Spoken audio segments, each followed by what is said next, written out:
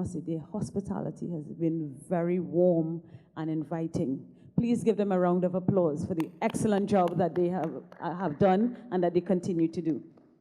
So we start this week off with the UPU Post-ISAC Cyber Resilience Capacity Building Workshop.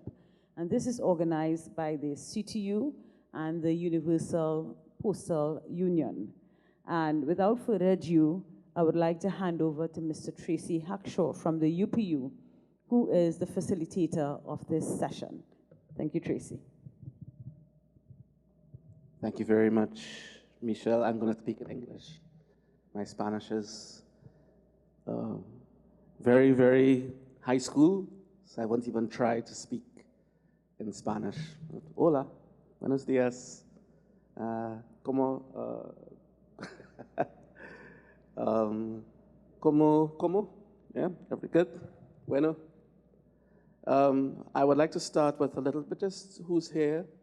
So maybe you could just tell us who is here.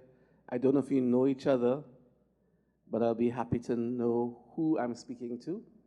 And just a quick who you are and what you do. So maybe I'll start here. Yeah?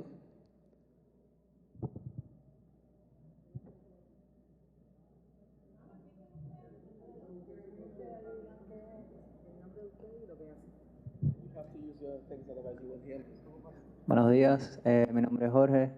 Good morning, I am Jorge. I work at the Technological Center on Postal Services. My name is Carlos. I work at the same office than he works. I'm Maite, and I also work at this office. I am Dunia, and I also belong to this department. My name is Anaida. I'm from the application of this center. My name is Selma, and I also work at this department, the development department. Good morning, I'm Manuel, and I work at the network security of this technological postal center. Good morning, I'm Sahari, and I work at the international messages department. Good morning, I'm Lázaro, and I work at the main technological postal center. Good morning, I'm Jessica, and I work at the department of the support department of this main postal center. I'm Yasser, and I am a developer. Good morning, I'm Leonardo. I'm the head of the apps department development of this main postal center. I'm Miguel Angel, and I'm also an app developer. Good morning, I'm Ana Julia, and I'm the Deputy Minister of Communication in charge of the postal sector and also the communication area. Good morning, I'm Mirta. I'm the head of the Message Enterprise. I am the head of the Customs Office. Good morning, I'm Francisco. I'm the Director of the International Relations and Foreign Relations of the Postal Service of Cuba. I'm Raul Joan. I'm the Director of Communications of the Postal Service of Havana. Good morning, I'm Carlos Manuels. I'm an IT of the Correos de Cuba Enterprise. Good morning, I'm Reinier. I work at the Technological Center in relation to the Technical Assistance Department. Good morning. I work at the Postal Technological Center. Good morning, I'm Gabriel, and I work as the IT. Good morning, I'm Ladies Perez. I work as a specialist, an IT specialist, and there's Padrón y soy la directora de seguridad de la empresa de mensajería y cambio internacional. Buenos días. Good morning, I'm Rafael, and I'm an IT in this Postal Technological Center. I'm Danilo, main specialist of the Operations and Logistics Department. My name is, I'm the Associate Director of this company in Matanzas. Thank you very much. So, excellent. I won't waste time with an icebreaker or anything like that. We'll just get straight to it. But I just want to remind you, if you don't understand English, I will speak slowly, especially for the interpreters, but you do need to use your headsets to obviously hear me. If you don't speak native English, if you don't speak English or understand English. But feel free to ask your questions in Spanish, because I will try and keep this on as much as possible. But let me know when you're speaking, so I will put this on if I need to hear you.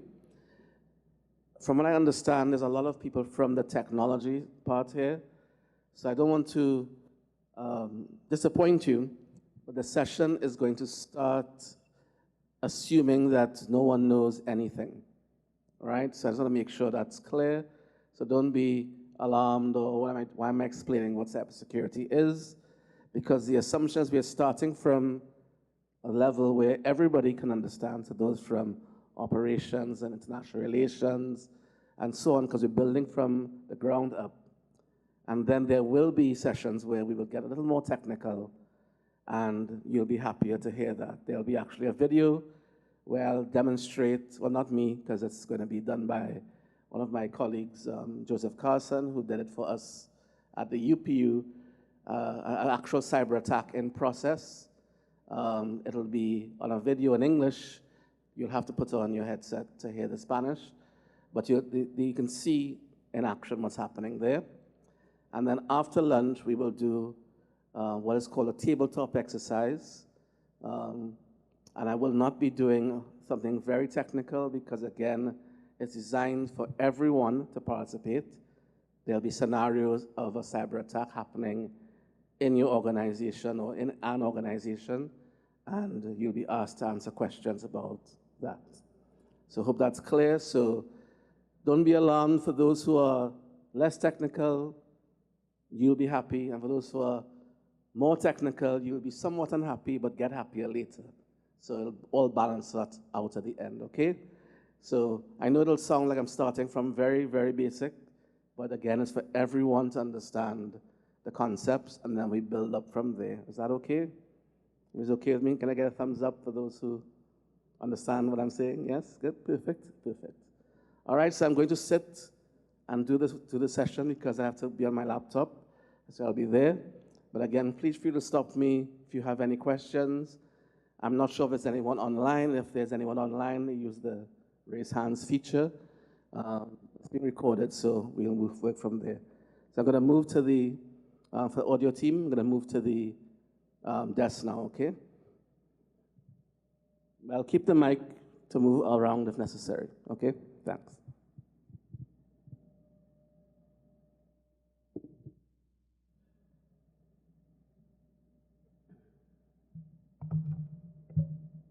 All right, you can hear me now with this as well? Good. Should I take off this mic, or are you just going to kill it? Should I take this off, or you'll just drop it? Leave it just, okay. All right, okay, good. So I'm going to go to the presentation now. Yeah. All right, perfect, thank you. All right, so as we said, we're doing cybersecurity threats in the postal sector. As you can see on the slides, I have Spanish. I managed to get Spanish translation for all the slides, so you can follow along in both English and Spanish. So the first topic is ransomware and malware. So I'm going to go straight into this, so I hope that's okay with everyone. But we're going to have some introductory slides first, so like what is cybersecurity, okay? All right, so what is cybersecurity and why do we need to talk about it? So let me show of hands, who knows what cybersecurity is? Just show of hands.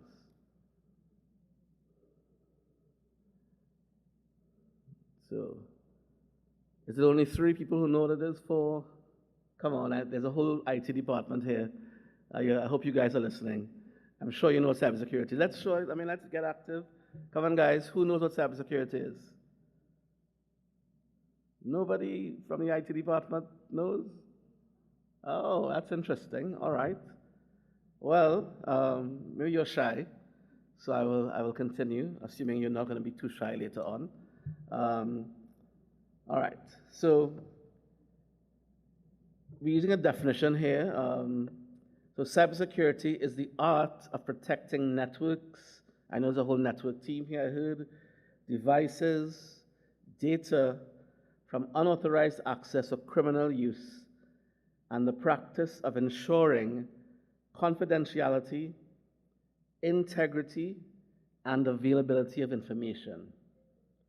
And that is known as a CIA triad: confidentiality, integrity, and availability of information.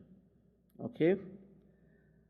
So this CIA triad, not CIA like, other CIA. This is CIA in terms of the confidentiality, integrity, and confidencialidad, integridad, disponibilidad. Well, that's not A, of course, that's just D, but in English it's A. So confidentiality is a set of high-level rules that limit access to all types of data and information. So let me ask you, who thinks that they operate in the organization with a high level of confidentiality? When you operate, so here's a good question. Do you have photocopiers at your office, right? Yes? Yes? Yeah, see? Yeah? When you send stuff to print to the printer or you're copying, how many times do you you send it from your machine to the copier and without having to, you don't collect it immediately? Do you do that? Do you know who does that? Yes? I have a tough room this morning, boy. No one? Carlos, let's wake up this room, man. Let's get these guys to talk. And can we get the mic? Because we need to, just to let you know, we need to hear you, and we also need the recording to pick you up. So I'd ask first roving mics in the room. Is anyone helping with the roving mics? Have I lost my roving mic, folks? The plan must have people with mics in the room.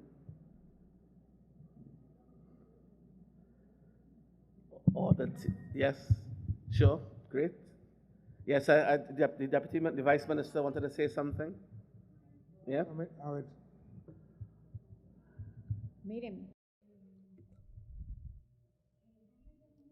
This is an exchange of information to learn, but we have made strides in this, and also we have departments on cybersecurity and postal security. That is why we have to answer this. So who is in charge of picking up all these documents when they are printed? So the question is simple. Please, can you repeat the question, please? Documents to the printers. Do you know of anyone who just sends them and leaves them there to collect them later, 5 minutes later, even 5 minutes later? Do you see that happening in your organization? A ver, eso puede suceder, puede ser que alguien... That can happen. Someone can forget to pick up the document that is printed, and the document is left in a place on the disposition that someone can pick up this document, so that can happen. Experiencia diferente. Somebody that has another experience. You need to get the mic. Hi, can I get the mics on the desk as we discussed, please? Audio team, can we get the mics on the desks? We had a plan to have the mics. Are the mics on the desk? ¿Usted también se refiere a los documentos? You're talking about the documents in Cuba that are pending. And there is a possibility that somebody picks up these documents. No, are you talking about that? About when you print a document and it's sent, may not be, I'm not saying you do, I'm saying that you've seen that, where people print, I'm there, I send it, and then I go for lunch, or I come later and print. Exactly. Have you seen, yes, I'm just saying yes, can you, yes, you've seen that. So the point is that is an actual confidentiality issue, because assuming, let's say you're printing a letter, a HR letter, or a letter for, it doesn't even have to be very sensitive, but there's information in a document that if you have a visitor in the organization, especially after hours when you have cleaners in the organization coming in, and they can see those documents that are left at the printer, and they can pick it up, and they can collect that information and sell it or have it. They can be asked to actually look for information by bad actors. So cleaners and electricians and plumbers and the works, you'll be surprised at who can be asked to look for things like that, very simple things. So cybersecurity is not just about the computer and hacking, it's about understanding that it's about everything else. So the CIA triad, confidential, that's the first one. So I hope you understand that. And this is going to only work if you guys help me by participating. So I'm happy to see my colleagues participating who are helping us with this. So please do speak. And I'll ask once again for the mics to be placed on the table so that you won't be able to take and speak when asked. And you need to speak into the mic so we can hear online and have it recorded. Thanks. Buenos días. Bueno, eso en nuestra organización. So in our organization, that doesn't happen so frequently because these official documents are printed in a secret office and there is a person in charge of picking up these documents. So it is difficult that somebody that it is not in charge of printing the document have access to this information. In Cuba, this is very well organized.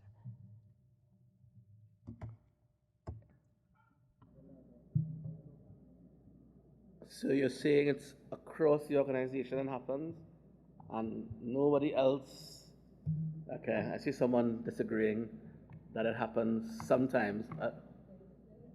Sorry, I can't, I won't hear if you about the mic, I'm sorry. No, que yo estaba diciendo que aquí no sucede. I was saying that it doesn't happen in Cuba. I agree with what my colleague has said.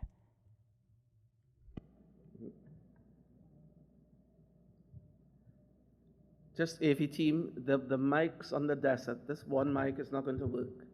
Can we have more mics, please? AV team, audio team. Mire, no podemos ser absolutos. We cannot be absolute. What you're saying is certain. So there are offices where these documents are printed, these classified documents, limited documents, but sometimes the risk perceptions. We do not have this, and sometimes we send a document to be printed. And this information is important, and what you're saying is a warning, and we have to keep it in mind. So this has happened, but not frequently. Exactly, and it only takes one. It only takes one situation like that to happen. So I'm happy to hear that you have processes in place. But you'll be surprised, most large organizations, things have to go to the shredder, and they are piled up sometimes to be recycled without being shredded. There are things that just go into the garbage without being shredded. You never know. Have you heard of a clean desk policy? So I guess if you say it's in place, the assumption is that you have nothing, no paper on your desk, none. Does that sound like you? There's no paper on anyone's desk with anything of any note, no paper whatsoever. Yeah? So if that's good, excellent. The point is, in many organizations, that's not the case. There's paper with your drafts, your information that is, you may be writing things down. Some people put Post-its with their passwords on their laptop or under their desk. Lots of things like that are happening. Again, that's a confidentiality issue. So I'm just trying to point out all the areas where, if you have it covered already, excellent. I'm not here to, there's not an exam to test you if you're good. So don't be, I'm not here to ask and, oh, no, you're bad. I'm just saying, bear in mind, those are the things that we look out for. And again, cybersecurity is not only about viruses and those things that come into your computer, it's about all of those things. We call it the physical security as well. We look at it information security. But it's also about how people use that to communicate with others outside the organization. If you take information home, you take your laptop home with you, it gets stolen, is it protected, those kinds of things, right? So again, we're not here to do an analysis of your organization, but think about all of that in the moment, yes? Mire, usted está tratando. You are dealing with important issues, and here we haven't covered all these issues. We have serious vulnerabilities, and sometimes we have businesses, and we write down all this information on a paper, and we leave our computers open, and these are risks in relation to safety and security. What you're saying is correct, and we haven't covered all these issues. But the risk perception have to be from the person who has to deal with all this information. And all of us, we are not aware of this. These people are developers, and they are developing programs, and they have to protect all these programs. Sometimes we think that we are not surrounded by people, but all this matters. And all this must have a security and safety level. And this is very important, and my expectations are very high. And at the end of the day, everything that we produce must be saved and protected, not only in relation to the information, but also the business we are developing, the information we deal with. And at the end of the day, this is business. So we are still learning. Very much. And yeah, again, it's there's no one pointing any fingers at you, so please feel free to, we're sharing openly here, so I hope it's, as Honorable Vice Minister said, it's what we're trying to do is understand the issues that are involved. Don't feel shy. Let's talk about them, even hypothetically, so you can understand how this works. Let me explain something else as well. Even if your organization is locked down, no issues whatsoever, you are clean, there's no paper, there's no all this thing, nothing like that. I'll give you this in a bit later, but there's something called a supply chain. And in your supply chain, you have suppliers who may not practice the same level of security that you practice. So all the points I've just raised, think about that happening with the manufacturer of your envelopes in the post, the manufacturer of your boxes, your packages, which is, I was hoping to have them here today as well. People who make this, who makes the stamps? I don't know. Who are your software providers? Are they all protecting themselves in the same way? Imagine you sending them confidential information, and they don't have the same policy that you have about the printers and the clear desk. Then your information has gone to their organization and can be captured in the same way as if it was in your organization. So if you haven't yet covered that as well, I'm not saying you haven't, that is also a risk that you need to look at. The point we're trying to make here is that no one is safe and protected as you think you are. And there are many postal sector organizations around the world who have thought they've been well protected, but realized after that there's something that they didn't look after, and that's a point of failure. Maybe one, but someone has found it. I didn't go into a whole opening speech about this, but we found that in this part of the world, under 50% of the sector doesn't see cybersecurity as a priority. Under 50% of the sector. And I mean, I know, I'm not saying you do it, I'm saying the region. And we haven't yet even analyzed the supply chain, all the providers of the services, etc., to you, goods and services. It just takes one attacker to be sitting somewhere in the world and planning for your organization to be next. And what they're doing, I don't know if you understand how it works. They're not sitting in a basement somewhere with a hoodie, you know, like a hoodie. They're not they're business people sitting at a conference table, and they have what you call in sales a pipeline of who is next. They may say, okay, Cuba is next. Dominican Republic is next. Where's the weakest link in that country's government or that country's infrastructure? Because the post is critical infrastructure. How can we get at that country? Okay, let's look at the post. Let's understand how the post operates. Okay, they're in government, they're a government entity, but who's supplying them information and so on and so forth. This is what is happening today, and even though you think you're safe, you are not safe from the wider spectrum of what's happening. So I want to make sure you understand that I'm not here to scare you, but I do hope when you leave the session that if you haven't covered the holes or the gaps that you think you might be seeing, that at least it gives you the opportunity to cover those holes and those gaps. Because you wouldn't like to hear that one day someone, an employee in your organization or your supplier, were phished or were targeted by an attacker, and then you are also breached. So keep that in mind, right? So that's confidentiality. Integrity, the assurance that the information is trustworthy and accurate. So that's fairly straightforward, that the information that you are dealing with is valid, is able to be trusted, and people can rely on it. That's another part of the triad. And availability. So just as we said earlier about the printing, you have a process in place where the right information is available to the right people at the right time. And I don't mean it in a way for like sales, I mean it more for security. So you don't have the information that is available to people who should not have access to it. So that's what we talk about availability. It's either you have authorized levels for the information as well as not for it. So you have that in place. Normally that's done by a data classification policy and so on. We're not going to get into that today. This is just high level. And for those who don't have that in place, I'm not saying you don't, that needs to be in place as soon as possible.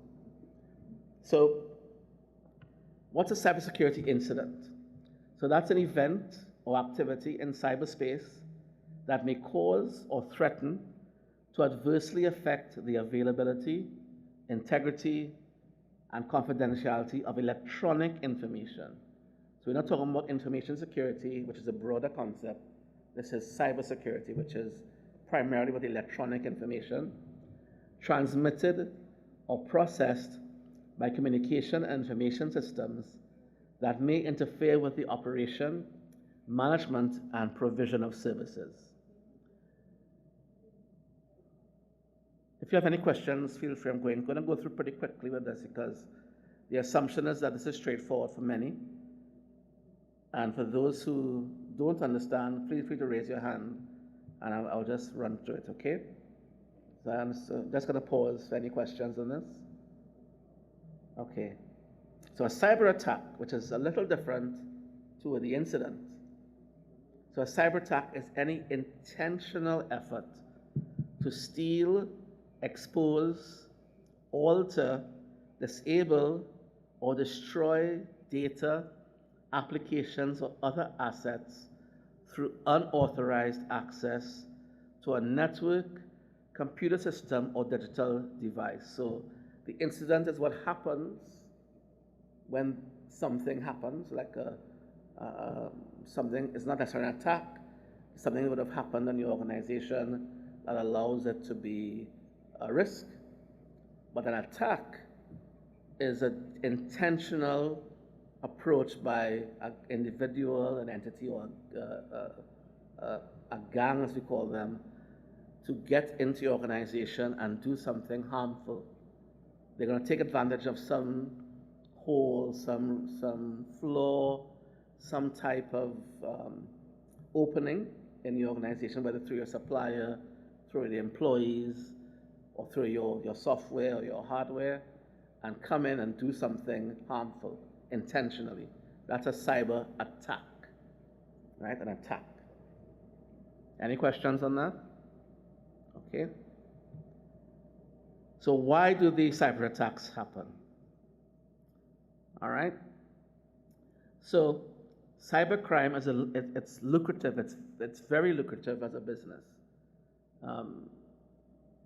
Trillions of dollars in business, and with the rise of cryptocurrency, it's become even more lucrative because of the rise of cryptocurrency as an asset, and the ability of the crypto to increase in value over time. So that's why you find they're utilizing cryptocurrency as their means of transacting. So if you would have heard about this, if someone is holding your data to ransomware, they normally don't ask for cash or things that you normally would think about. They ask for cryptocurrency, right? It's often used as a political weapon, right? And I don't think I have to explain that to you in Cuba. So cybercrime can be used politically as well, and we have many nation states and actors competing with each other in cyber warfare. And that is not a secret. That is just how it works. So not only do you have conflict and this is, all this is, I'm not speaking out of turn here. You have conflict in actual physical weaponry and you know, on the field, on the battlefield, in the air and so on. But there's an ongoing cyber warfare happening between nation states, between each other, which is also why countries should be very careful and understand even more that you could be under threat because of this political, the geopolitics of today, okay?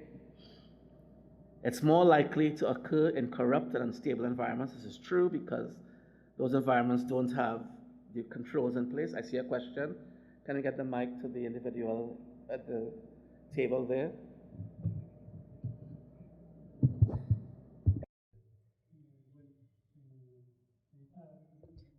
This is to answer the question on why cyber attacks occur. I would like to say that cyber attacks occur because information is power. And this information can be sold to the person who can pay for it. And it is about getting information of an organization, of a person, and this information can be sold, as it has happened in the entire world. And the poorest person has a cell phone in their hands, so they can be under the risk of cyber attacks. That is why we have a phrase that says information is power. That is why they are happening. Very good point. So information is power. So the more information you control, the more you can transact and exchange, the better for you. So some people don't just steal it to sell it. Some people steal it because it is in value to them. And that's where you have the cyber warfare type situation. So if and when you are hacked, it may not only be because it's for commercial benefit to the entity. As a matter of fact, it may be both ways. The entity may be working on behalf of another entity who is trying to get the information, so they are being paid to attack you to get the information and then transmit it to the entity who wants it for, not for commercial reasons, but for other reasons. As you said, information power, that's also true. On the other hand, sometimes people it's just business. Just a new way, well, not new, but it's a way of simply getting money for very little effort in reality. If your organization is weak and as I said, not very stable, then it's very easy to take advantage of that organization. Now remember, many postal operators also operate financial services, right? So some posts are actual banks. One of the largest banks in the world, in Japan, is a postal bank.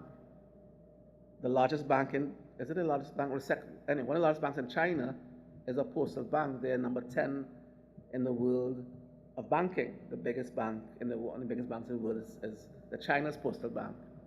In Europe, where I'm living now, France, Italy, Switzerland, a few others run very large banking operations alongside the post.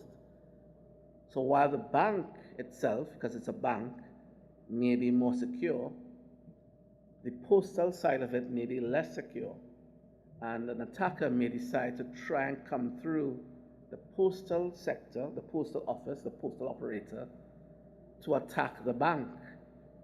Because if you have billions of dollars sitting in a bank, then you can afford to pay, as far as they're concerned, especially with insurance that's coming on now with the cyber insurance and etc.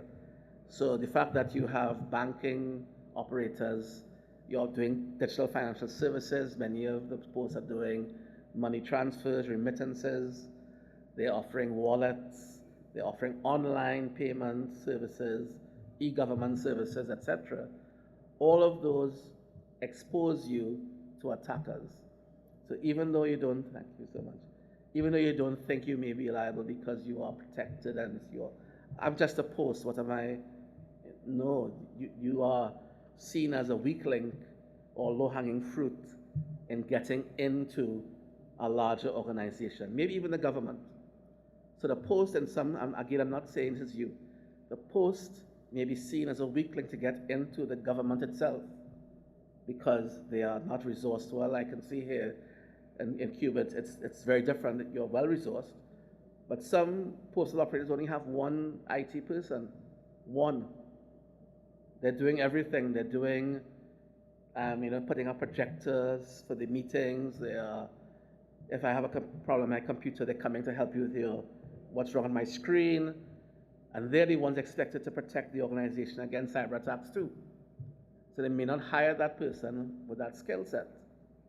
So that person may not be, they may just be an equipment, an AV technician or an IT technician, but they may not be trained to understand how to protect against cyber attacks. So that individual in that organization can be seen as a weak link in some of those organizations, etc. Any questions? I'm starting simple, right? So let's keep that in mind. So, of course, in developing countries like ours, I'm from the Caribbean, by the way, in case you don't know, poverty, unemployment drive this type of business as well. So you may find even criminal gangs normally operating in drugs and turf warfare may extend themselves into cyber warfare as well, cyber attacks, and upskill themselves accordingly. I mentioned as well people who are going into paying cleaners and plumbers and those people in organized. All of that is part of this game.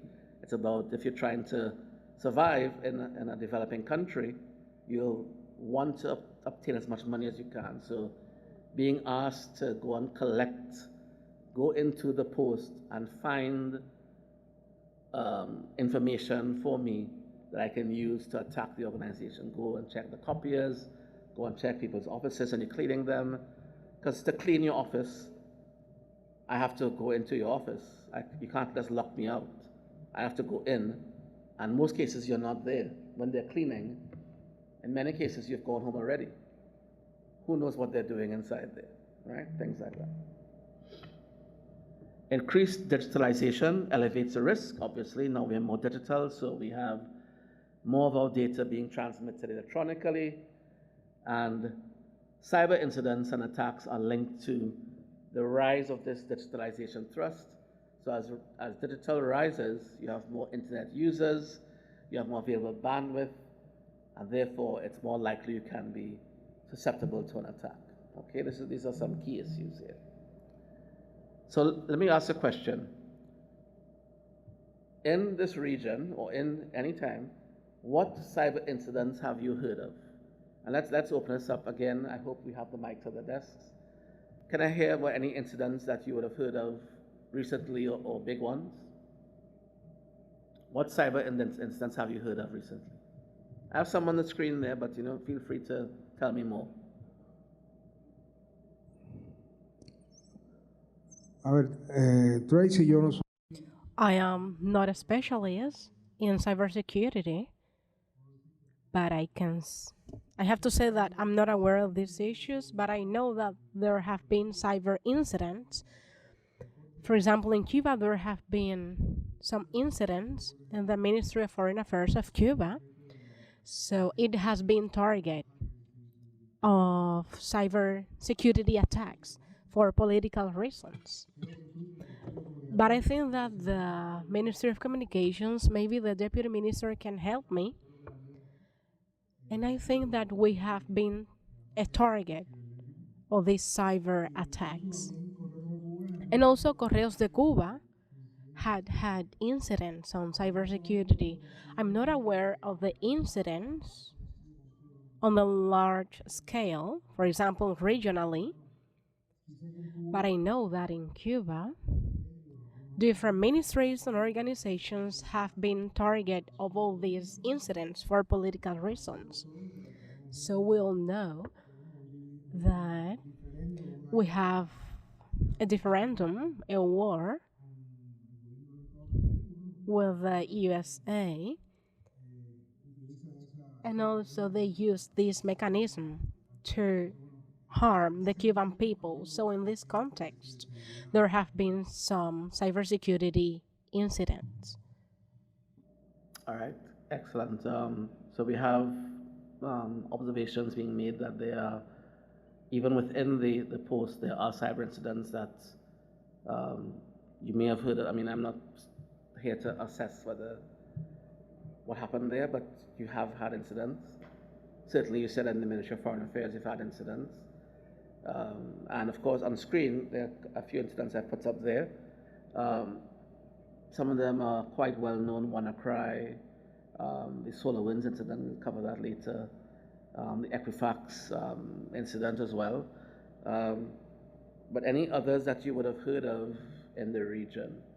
Have you heard of anything happening in the Caribbean that was relatively large? I could tell you a few that happened. So TT Post, from my country, had a major ransomware attack about a year and a half ago. There's a large conglomerate based in the regional conglomerate called Ansa Macal. They had a major attack about 2 years ago.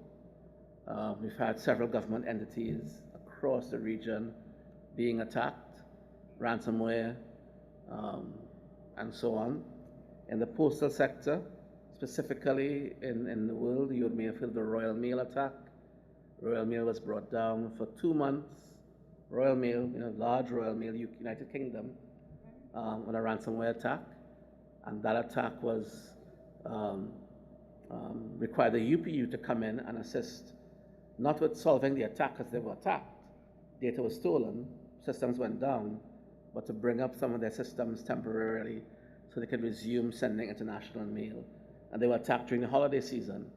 So all packages were piled up in the offices for months, not going anywhere, not being received, and so on. Very big. Botswana was just recently attacked. Their systems were down for months as well.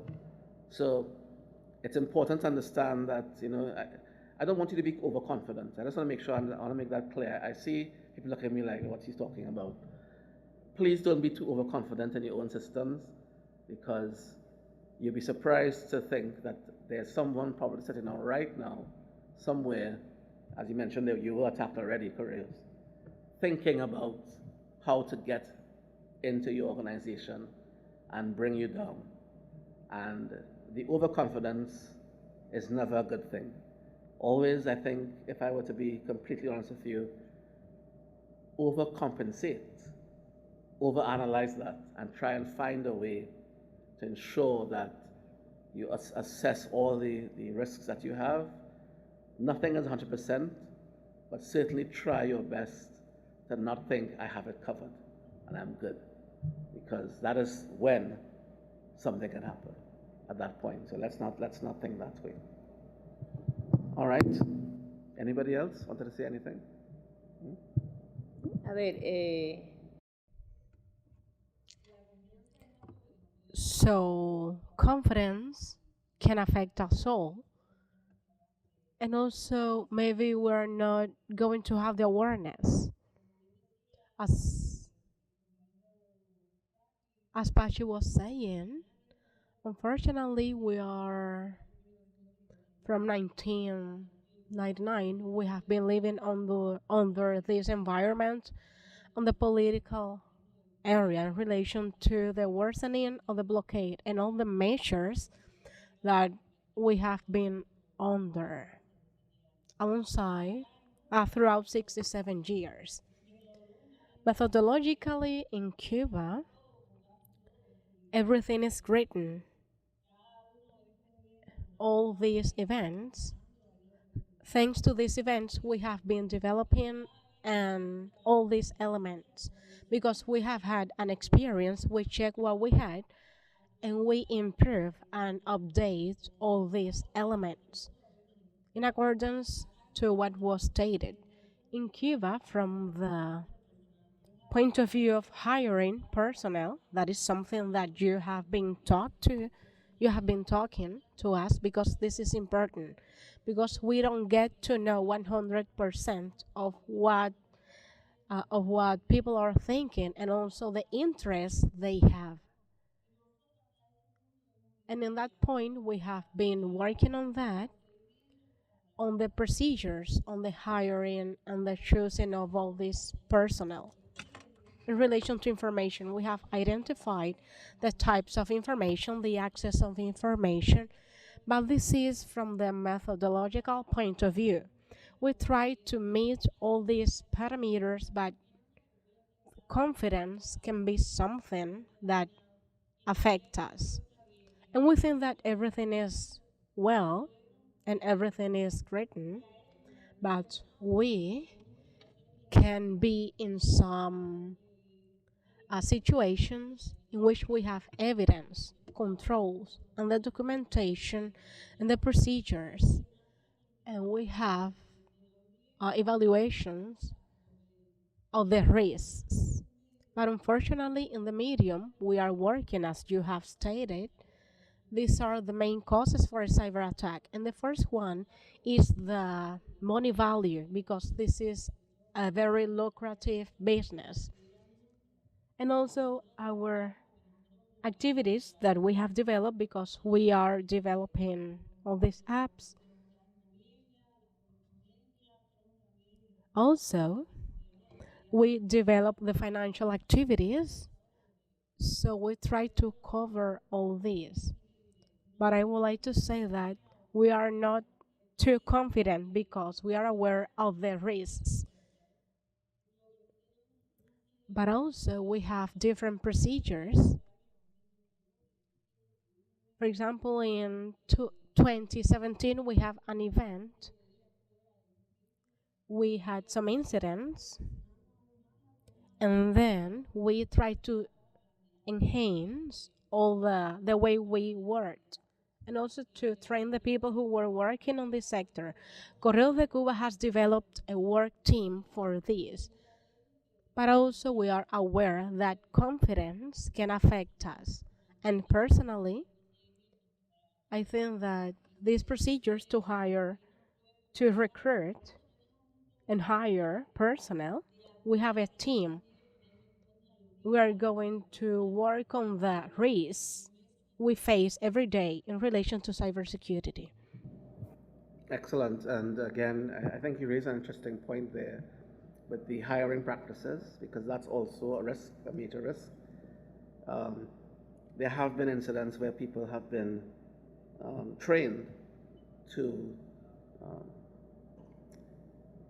get into your organization through a call for employees, and it may not be what you think. It may not be your IT department. It may not be your finance. It may not be where you think it might be. Maybe very low level, and their training is designed to ensure they make friends. They are designed to create a social engineering environment where they can groom, and if you know the word groom someone to be the person who someone can attack. They can use that, and they won't be the one. They'll be grooming someone else, things like that. So you're absolutely right. You need to look at all the controls that are in place, because the world gets more digital, and as more data becomes digital, these attacks are not going to decrease. As you can see from this slide, the 21% increase just in a 10-year period, and now it's escalating.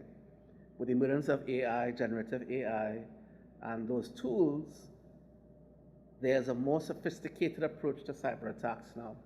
The emails that are being written are no longer, sometimes you can detect if the email itself is being badly written, it's misspelled, there are things like that. Now the tools allow them to write perfect emails.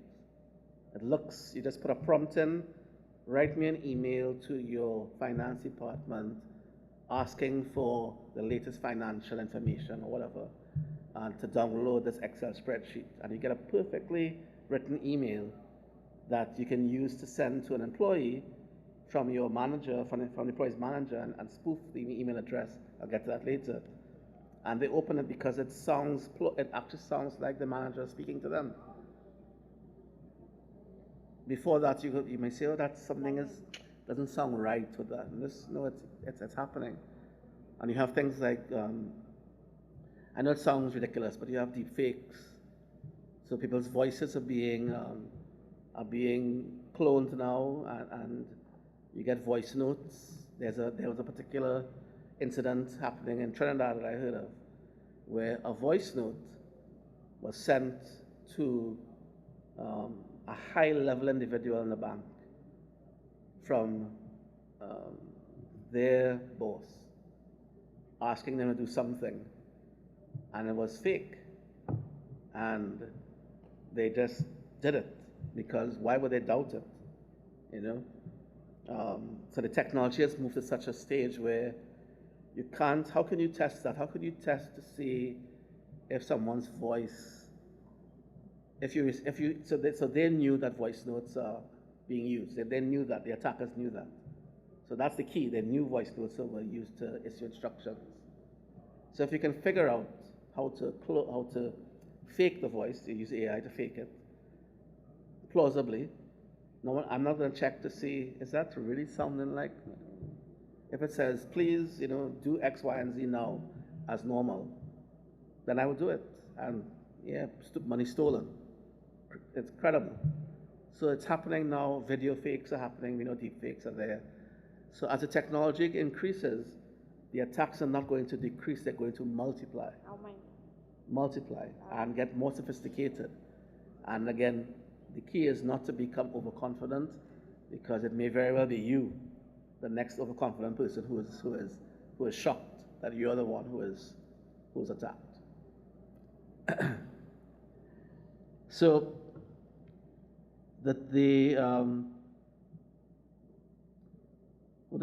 I'm trying to look at my Spanish translation here, right? Postal. So, all right. So these are the types of actors and the types of attacks, right? So on the one hand, you have ransomware, and on the other hand, the types of the attackers. So ransomware, malware, social engineering, threats against data, threats against availability, such as denial of service. You would have heard of that, all you IT guys. Information manipulation, interference, that's like the Gen AI thing I just mentioned. And the last one, supply chain attacks.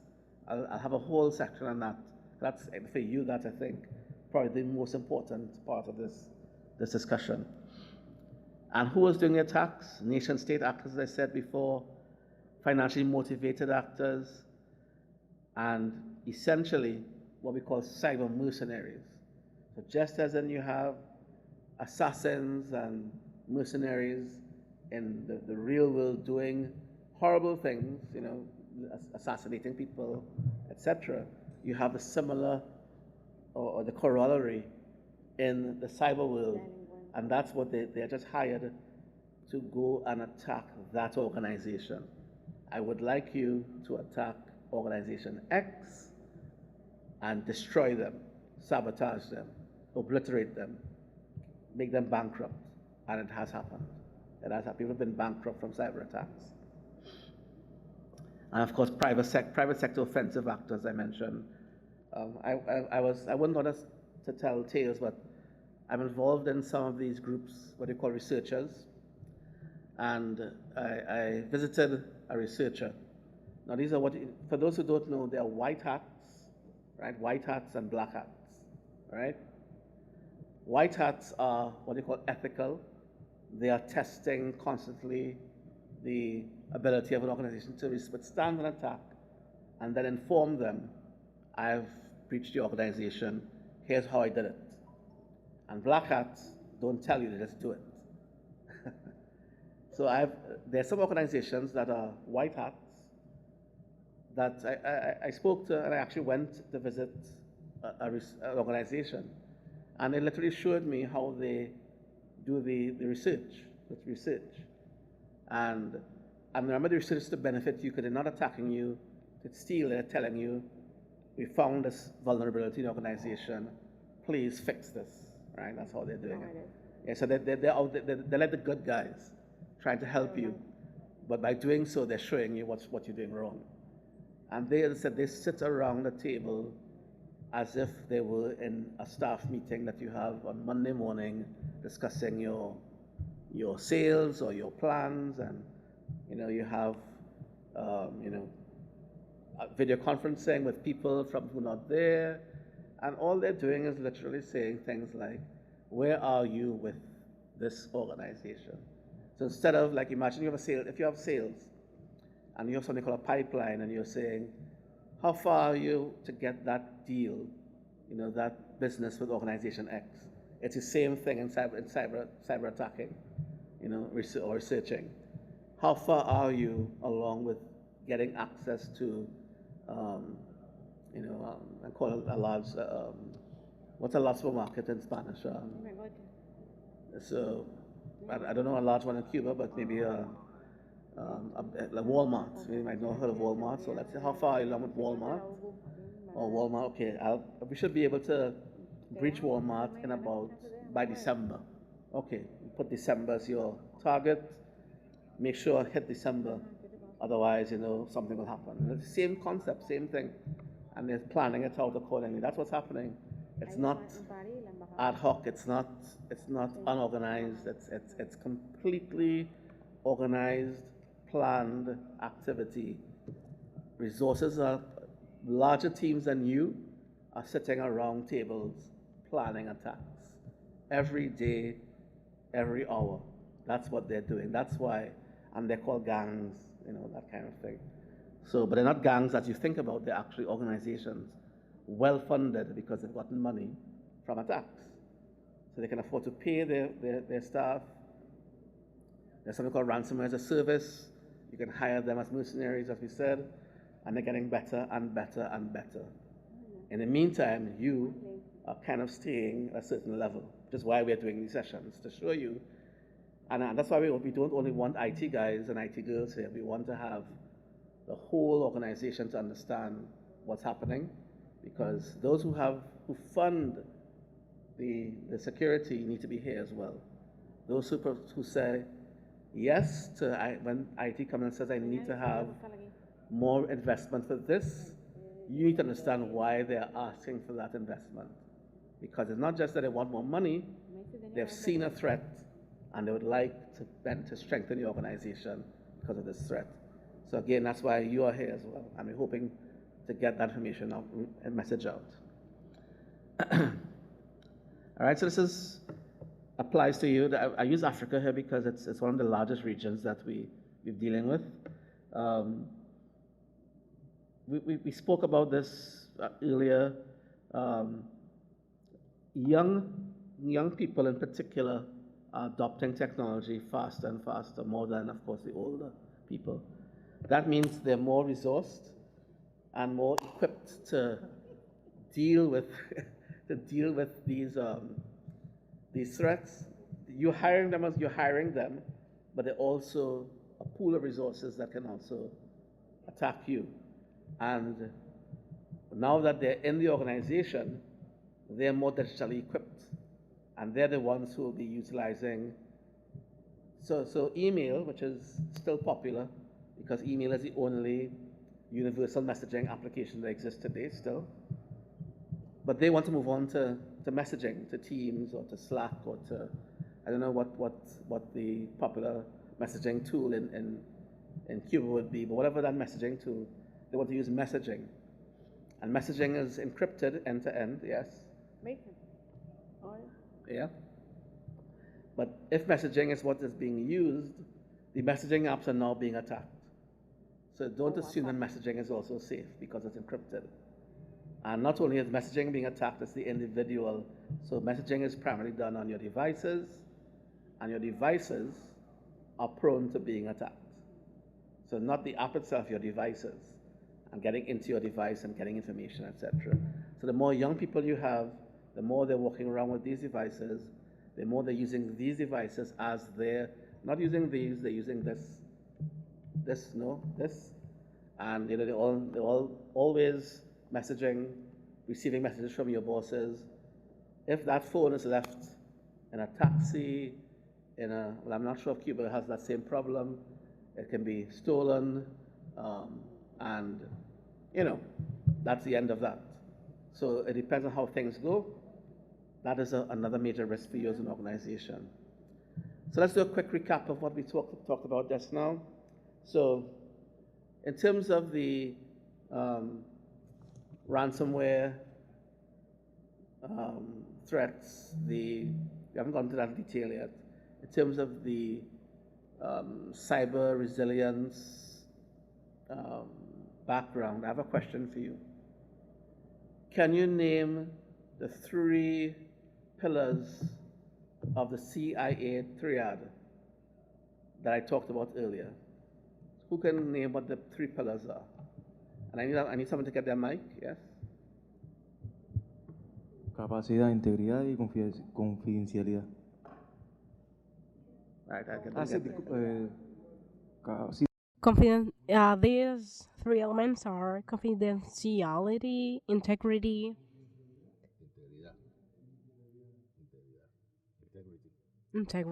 yes. The 3 elements, right?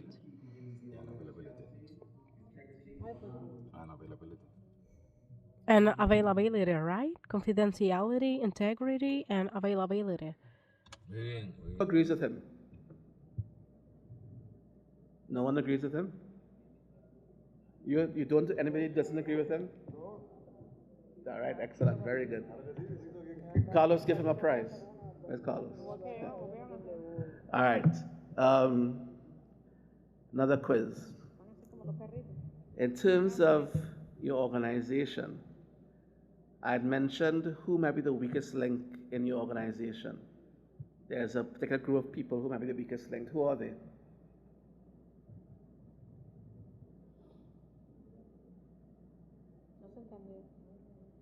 In your organization, who are the weakest link in the cybersecurity process?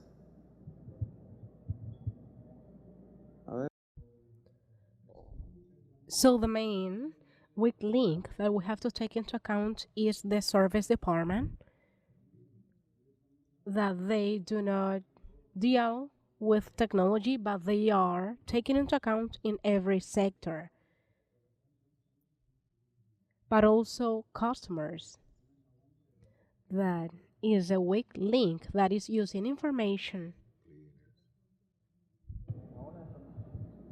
All right, who agrees with that statement? Let's hear. Who agrees or disagrees? Anybody wants to add to it? So IT team seems to agree, which is interesting. Let's anybody else. Let's say, are you from IT as well? Okay. ¿Puedo hablar? Ok. I think that taking into account with what have been stated is that a hacker can attack the social engineering, and that person must be working inside the organization with a purpose to carry out all these cyber attacks. And that person are going to deal with information, and they are working with all these networks. Puede ser hackeada. And these networks can be hacked. And if the measures are not going to be taken into account, it is possible that cyber attacks occur by using that person. Good. Okay. Who agrees with that statement? There's another one. Yes, I'm hearing. Glad to get the interaction now. Very good. Buenos días. I'm Leonardo. I'm the head of the developing department. In relation to these issues, it is true what Sahari has stated, but one of the key elements is the violation of the processes,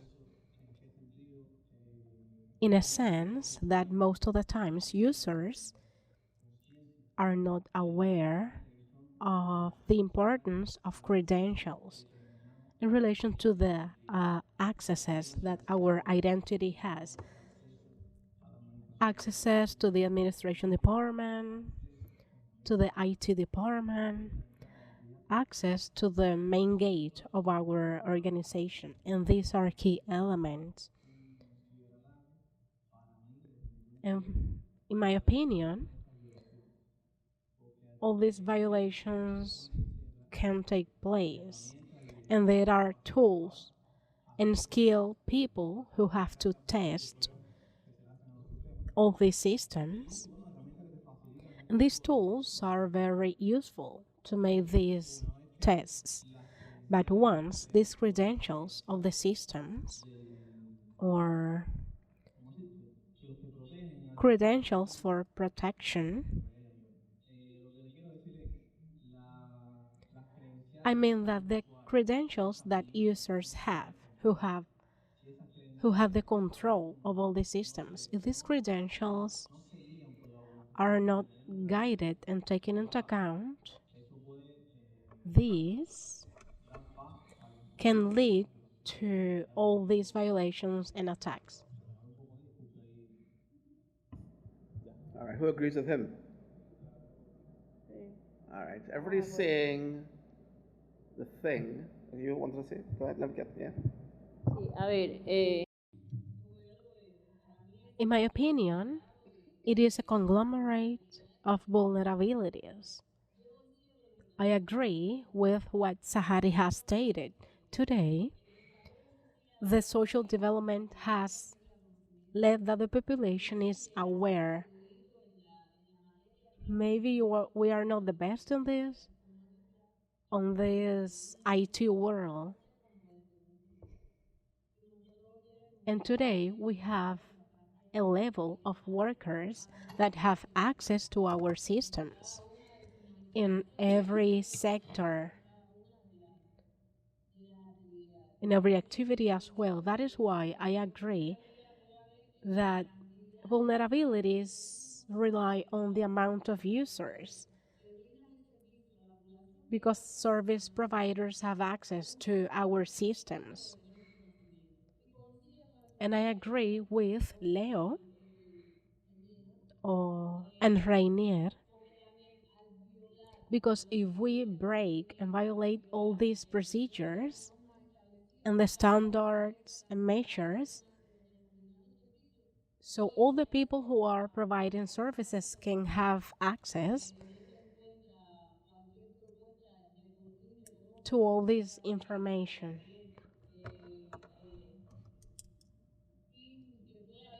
with any purpose or political purpose, financial purposes, and they can have access and cause incidents in relation to cybersecurity. But also, if we violate and break all these procedures, so the people who are providing services in relation to the awareness that our population have in the IT world, so this is the biggest vulnerability we have today. Right. So all of you have said a lot of things. And there's a common denominator, I think, in what you've just said. And I'm going to say something in English. I don't know if it translates well. When you point your finger at someone, you point, right? Point your finger. Point your finger, right? Point at anybody. Point one finger. Point. Look at the other fingers. Yeah? The other thing, so you're pointing a finger at someone, but the other fingers are pointing at who? You. So the lesson learned is that we are all the weakest link. All of us. All of us are the weakest link in our cybersecurity process. If we fail, any one of us fail, you become the gateway into the organization. So the lesson I want you to learn is that don't say it's Department A, Department B, etc. It's all of us.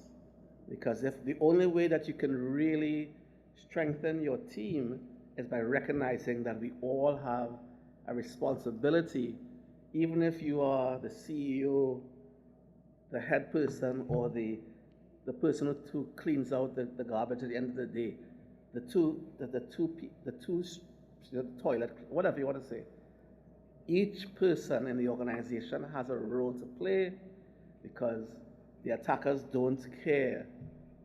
They look for the most susceptible person who goes out and has a drink and leaves their phone at the bar, the person who is susceptible to a romance scheme. You heard of romance? Romance schemes. Romance. I don't know what to call it in Spanish, but they try to make you feel that they like you, and they're using the apps or even in person, and they're getting close to you. It's not because they like you; it's because they want access to your company, and that's why they're doing that to you. Sorry for people who get caught in that. If you using the online marketplaces, you are putting stuff out for sale, you are giving information away, you're selling. Everything is under threat today. It sounds scary, but it's true. Everything is under threat today. So again, we are all responsible. So I don't even like to say it's employees, it's all of us. We are the ones who are the weakest link. It's us. Human beings are the weakest link. The human being, the human factor. Not your servers, not your devices, not your software. It's you are the weakest link. So keep that in mind. All right, I want to show a video, a quick video. So I'm getting the audio team ready. Quick video on 1 second.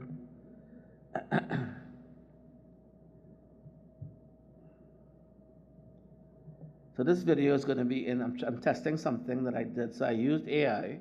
So watch this. So I used AI to generate a video based on something that I don't think I could show here because it didn't make sense. I used AI to generate a document, and then used a new feature on YouTube called on Notebook LM called video overview.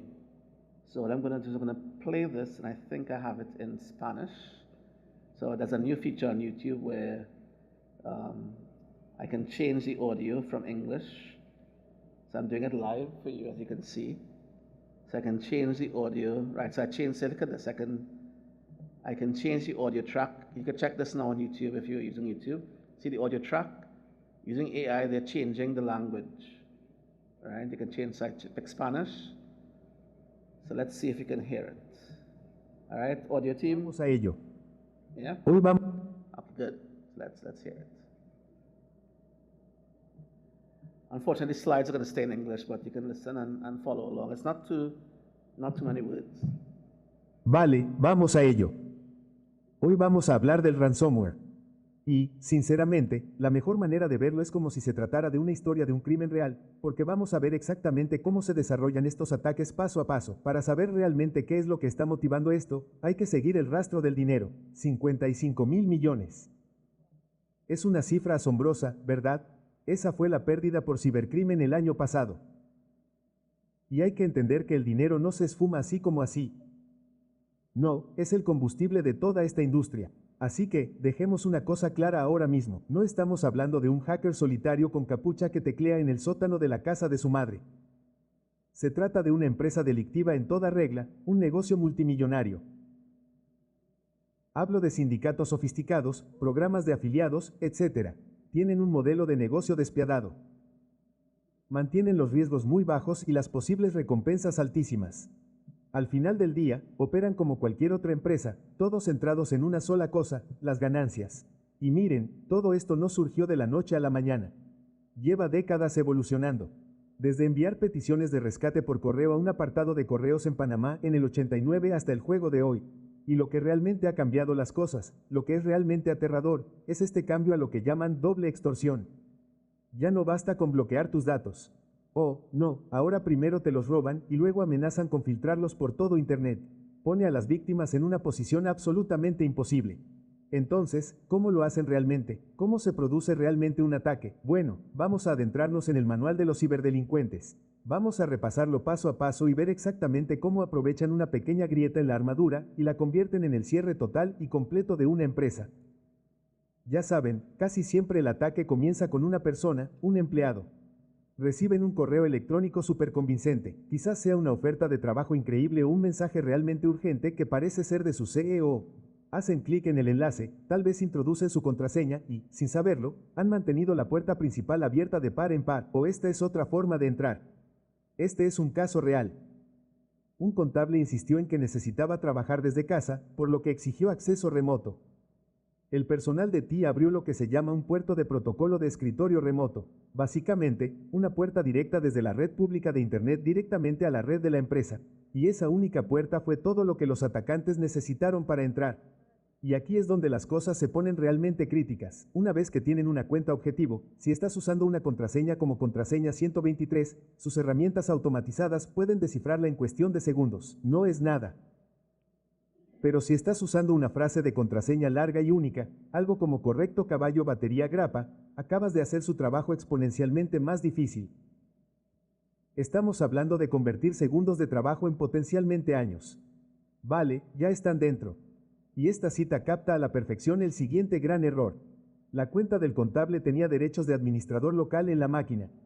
Es como darle a un ladrón la llave maestra de la casa y el código para desactivar el sistema de alarma. Con ese poder, el atacante puede simplemente apagar el software de seguridad y empezar a moverse por la red sin ser detectado. Y además son inteligentes en eso. No empiezan a instalar un montón de su propio software llamativo y ruidoso que haría saltar las alarmas. No, utilizan las herramientas que ya están integradas en sus sistemas. Es una técnica llamada vivir de la tierra, y les ayuda a permanecer completamente invisibles. Simplemente hurgan silenciosamente recopilando credenciales de la memoria hasta que encuentran el premio gordo definitivo, una tarea de copia de seguridad en ejecución con las claves de todo el reino, acceso completo al administrador del dominio. Una vez que tienen esa contraseña de administrador del dominio, se acabó el juego. A partir de ese momento, suele ser solo cuestión de horas.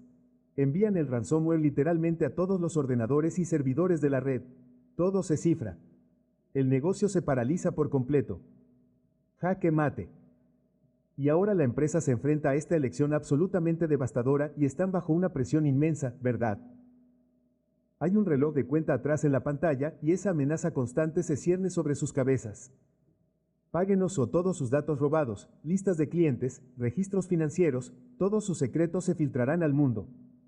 Seamos realistas, no hay ninguna buena opción aquí. Es una situación en la que todos pierden. Si paga, estará financiando a estos delincuentes para que ataquen a alguien más. Y no hay ninguna garantía de que la clave que le den funcione. Pero si no paga, se enfrentará a un tiempo de inactividad catastrófico, intentará reconstruir desde cero y, oye, podrían filtrar sus datos robados de todos modos por despecho. Entonces, ¿cómo demonios evita verse atrapado en esta elección imposible? Bueno, todo se reduce a estar preparado. Me encanta esta analogía. Piense en un piloto de una aerolínea comercial. Si un motor falla en pleno vuelo, no se pone a improvisar, ¿verdad? Por supuesto que no. Sacan una lista de verificación. ¿Por qué? Porque bajo estrés extremo, todos tenemos visión de túnel. Ese plan escrito y probado. Esa es tu lista de verificación. Y esta es tu lista de verificación. Mira, estas no son solo cosas que estaría bien tener. Son los fundamentos absolutos que detendrán un ataque en seco. Y si me preguntas qué es lo más importante de esta lista, son las copias de seguridad. Específicamente, copias de seguridad probadas sin conexión, porque los atacantes saben que esa es tu vía de escape. Es lo primero que buscan, y cifrarán tus copias de seguridad en línea antes de hacer cualquier otra cosa. Entonces, esta es la conclusión. El ransomware es un negocio delictivo, pero un negocio al fin y al cabo, y para defenderse de él, necesitas una estrategia de seguridad profesional, planificada y no negociable. Esto no es solo un problema de ti. Es una crisis empresarial en toda regla, y no puedes reaccionar ante una crisis. Tienes que estar preparado para ella. Lo que nos lleva a una última pregunta realmente importante. Estoy seguro de que tienes un plan de respuesta a incidentes escrito en alguna parte, pero ¿lo has probado alguna vez o has realizado un simulacro? Porque un plan que se queda en un estante no sirve para nada. Cuando el ataque realmente ocurre, las alarmas se disparan y todo está en llamas, no es el momento en el que quieres leer las instrucciones por primera vez. Back to me, Mike. All right. So the last part of that, about having an incident response plan and running a drill, we're going to be doing a drill this afternoon. So that's what I want to tell you about.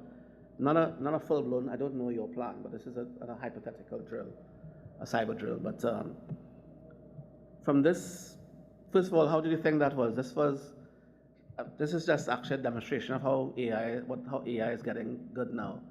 So I just put in transcripts of 2 training sessions that we had facilitated at the UPU. Instead of showing, I want to show you one today, but it's a long one, and that's show you how to actually get into a real cyber attack. But I put those into the Notebook LM, which is a tool that Google has, and now it generated for me a presentation in English. Actually, the language in English is much more natural, and also translated into Spanish. And this was done in 10 minutes. So that's to show you how rapid things can change now, that you can now do many things. I'm just proving to you that it wasn't too bad, right? The language was, you understood it. It was a little bit, I guess, I knew it sounded a little robotic, but it was translating a English, natural language English. And the slides, I didn't touch the slides. I can't, it generated naturally, it's a video. And you understood it, right? I think you all understood it. Yeah? That's AI, that's Gen AI doing that in 2025. Can you imagine what's going to happen next year and the year after that? This is what ransomware attackers have access to, and probably better than this. They can send this type of information to you as if it seems as if it's normal, it's just normal information. And maybe you open this and say, suddenly, let's watch this video on ransomware. And you could be opening a video that allows you to download ransomware to your organization. Because it's so pervasive, it's compelling. You don't think anything of it anymore. It's now getting very, very easy to do this. So I want you to be aware that this is what's going on. Not only the video is interesting, but also the fact that Gen AI did this. I did the prompt, and that was all. Everything else came from existing content, and it did it on its own. So that is how far things have gotten today. So let's go back to our presentation. We'll be taking a coffee break in probably about, let me see, where am I? Maybe in about, I would say about half an hour, right? So let's get ready for the coffee break in about half an hour. All right, so let's go back to our presentation. So I'm glad we're getting some interactivity now. So, how are you feeling? You feeling all right? Feeling good? Yeah? Bueno? Good? Yeah? You get a little shake up shoulders. Everything's good? Yeah? All right. All right. So, the postal sector is important. Right? So, most of you all work in the sector. So, for those who don't understand what we refer to as the postal sector, it's not just the post office. We call the postal sector everything that allows business to flow in delivering things from one point to another, right? And that's my very layman way of saying what the sector is. So that means that if I send, let's just say a letter, for the time being, a letter, the fact of that letter, so the paper that went into writing the letter or the postcard, the envelope that was, I put it into, the stamp that I put on it, and let's say I give it to someone to deliver to me, a courier, somebody in between, and that courier takes it and puts it into a post box. The person who makes the post box, the manufacturer of the post box, or we have the lock boxes now, we have all these other things now. Then the postal officer comes in, he or she has a bag, who makes that bag, who puts the packages or the parcels or the letters into the bag, goes on to, let's say, a motorcycle, electric scooter, vehicle, all of those things that are happening there are part of the sector. The transportation company who makes the vehicle, person who puts the gas into the vehicle. I go back to the sorting or the processing center. I take stuff out. It has to go internationally. It has a value, so you have to send it to customs. So customs will say, I'm glad. The people who make let's say it has to go into another package, a box. It has to go into a box. The people make the boxes. There's a label that goes on. There's a label that goes onto the barcode and the labeling. Who makes the labels? Who makes the barcodes, the actual barcodes? Who programs the software to make the barcode? Who is actually processing the information when it's being sent? You go to the office and you type in things into the computer, and the name and where's it going and the cost, etc. And then it goes, let's say, on a ship. It goes on an airline. It goes on a train. Somebody is processing that, the customs broker, freight forwarder, some other type of logistics provider. Then the transportation company takes it and goes to another country with it, etc., etc. You see where I'm going with this? Everything in that discussion is part of the postal sector. Everything. We've had drone manufacturers who are delivering drone deliveries. We've had people who are doing robots delivering things, from point to point, all part of the sector. That's what we call at the UPU the wider postal sector, and we call the players, spoiler alert, wider postal sector players. Now, if you think about that for a second, that's a large group of people. You have software, hardware manufacturers for the tech people, for the people who are in finance. You have all the people doing auditing and logistics and all. Everybody, part of the sector. And I like to think about it as e-commerce logistics.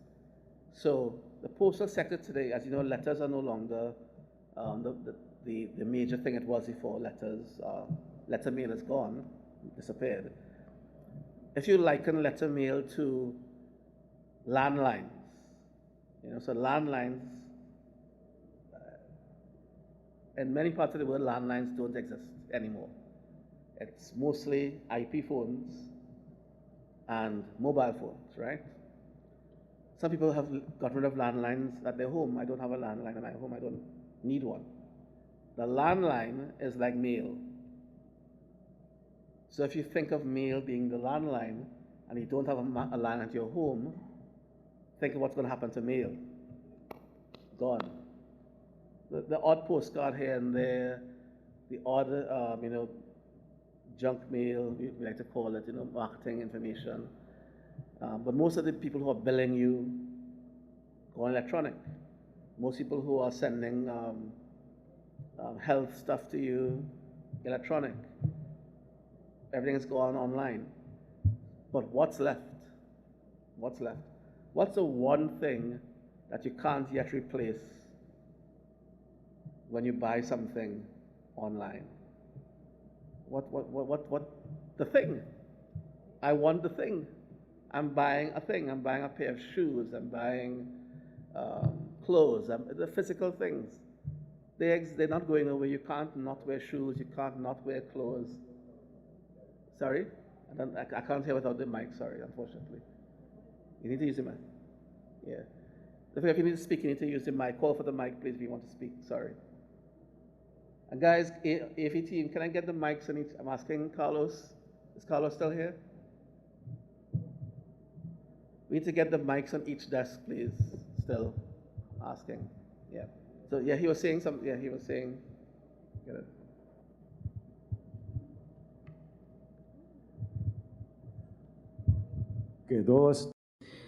I just wanted to say that all this logistic chain you were speaking about with this electronic component all the times finishes with delivery, physical delivery of what has been requested. All the time there is a physical participation for the customer. The physical is not going away, at least in our lifetime. I can't imagine that people will not want physical goods still. As a matter of fact, so if you look at music and movies, they've gone digital, right? They've gone streaming. So you're streaming music, you're streaming movies. But what we call Gen Z and Gen Alpha, right? So people who are teenagers and younger, for some reason, I don't know why, they suddenly want physical things. They are astonished by, for those who are older, the what we call records a long time ago, vinyl. So the things you put on a record player, and you put a needle and you play it, and it sounds like scratching, and it sounds, and it plays music, if you know what I mean. The young people are going crazy. They want that. They want those things now. And those records are more expensive than they're crazy expensive today. I threw away hundreds of records, gave away. I could be a millionaire today if I had that still, all my record collection. I just said, this is gone forever. I don't need it anymore. I could be a millionaire with all those old records I had.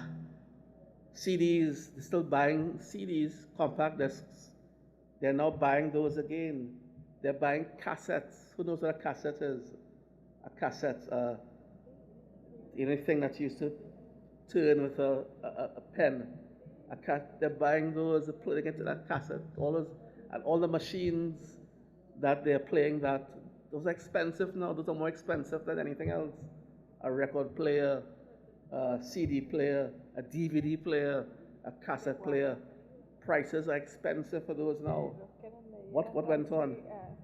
Physical items seem to be coming back in style, even when they're digital. Books were, at one time, Amazon said no more books, all Kindle, digital. Guess what? Books are coming back bigger than ever. People like books. They want to read and turn a page. So physical is not going away. And as you said, once you have physical, there's a role for the post. It's whether you as the post want to take up that role or not. As a UP, we tell you, take up that role. Don't let others take it from you. You can make so much money now more money than you ever thought by doing package delivery. Focus on that. Don't worry about the mail going away. Study what the telecom operators did. We went from analog to digital. We went from cellular to data. So the post has to do the same thing. Move, think carefully. And in doing that, you're now in a logistics economy. That's what you're in. You're in the logistics economy. And therefore, the postal sector, in my humble opinion, is this. So it's about global communication, yes, supporting e-commerce growth. The postal sector supports the growth of e-commerce. Without the postal sector, without the post, packages will not get delivered. I can't buy things online, it won't get to me. I have to go and collect it at the store, which is not e-commerce, which is going to the store and buying it, the same thing. This pickup service that they have, right? And then during the pandemic. The postal sector supports economic resilience because the post reaches as far and as wide as it can because of universal service. There's no other service except telecoms that is required to do that. They're required to reach every person wherever they are in their country through universal service. It's a massive, that's a major thing for you. And also, you have to adapt to technological advancements. So that's the sector in a nutshell, right? Now, the global industry contributes more than 400 billion annually, and it's actually growing. It's about 1% of GDP, national GDP, and employs 5 million people globally. Now, the revenue from services such as parcel delivery and logistics is growing rapidly, and the revenue from global postal services, everything I just said, will exceed $500 billion by this year, right? That's according to the UPU's data. However, because people thought you were dying like a few years ago, now you're alive again. I hope you think you're alive again. You are now a threat, assessed as a threat. So let's say 10 years ago you were dying, or mail is gone, and what's happening to us? Now you're actually going the other way. People are seeing many of the posts internationally, especially in Europe. I'm there seeing it. In Africa, I've seen many posts doing the same thing. They have reinvigorated themselves. So who knows what DHL is? You all know DHL? Yes? Say who? Put up a hand for you know who do you know DHL? You heard of DHL, right? Who is DHL? What is DHL? I can't hear without a mic. I need a mic. Need a mic. What? Need a mic. Hold on. DHL es una empresa logística que opera en casi. DHL is a logistics enterprise that operates all over the world. Good. You're right. But guess who is DHL? I'm asking it slightly differently. Yeah? Give it to him. Who is DHL? Continue. Yeah? ¿Quién es DHL? Who is DHL? It's a courier operator, a postal operator, DHL is German Post. Did you all know that? DHL is Deutsche Post. Sí. Deutsche Post is now, the post office has been purchased by DHL. DHL has gotten so big that they bought the post office in Germany. But they are the post. To show you how big you can be as a post, they decided that they'll become a logistics provider, not a post.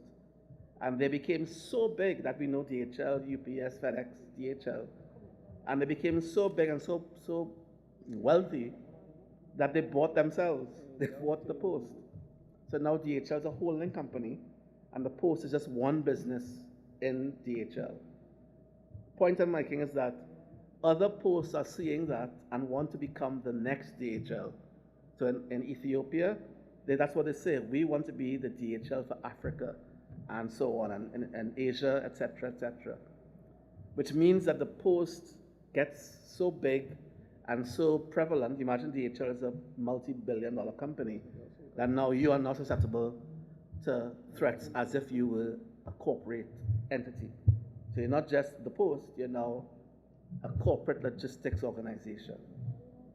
And the only way as you as a post can function in the future is by thinking of yourselves as a logistics company. I've been to Saudi Arabia. They have reinvented themselves completely. They're no longer Saudi Post. They're now logistics. They call themselves just logistics company. The post is part of it, but they're logistics. They're doing everything, and they're purchasing companies to make them bigger and bigger. Right? So what makes your organizations most susceptible? Well, the operations moving to the digital realm and using digitalization more frequently is what is causing this. Because for you to become more efficient and more effective, you can't continue using paper. So you have to automate. And for example, at the UPU where I'm from the Postal Technology Center, and we provide, I'm not sure if we do it for Cuba, provide the back-end services for many of the posts worldwide. So we provide domestic postal service systems and international postal service systems. That means that the domestic postal business and the international postal business, we have in our business software that powers those posts who use it. And not only that, we actually exchange data with all the other post world because we have no choice. So in order for a package to move from point A to point B, you have to it's no longer calling on the phone and finding out what's going on, or exchanging paper, it's exchanging digital assets, bits and bytes. That means that you're now in the digital economy, whether you like it or not. Because you're exchanging data, that means that you are now at a stage where you have no choice but to look at your digital environment as your critical environment. So if that environment goes down tomorrow, you cannot function. Your business stops. And if your business stops, what happens? Besides your business stopping, can't pay staff, reputation destroyed, parcels, your customers are, where's my whatever? I want my whatever. Where is it? I don't know. I can't even see where your stuff is. Have you ever lost, for those who travel, when you lose your baggage? Have you lost your baggage already? Have you lost bags, your luggage? Never? I've lost my luggage many times.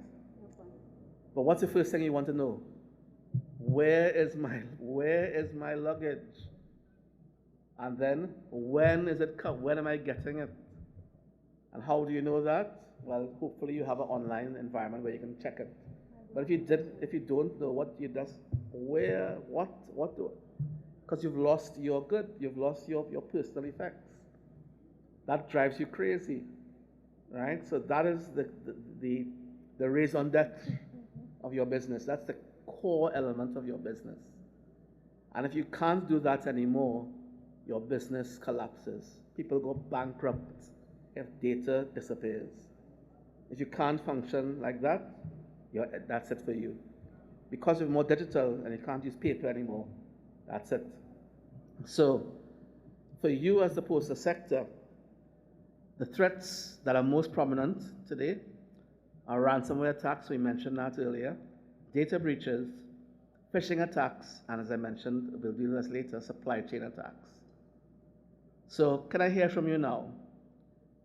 This is a slightly different question. I'm asking not what's the weakest point in your organization. Can you tell me honestly, what do you think are the weak points in your organization today?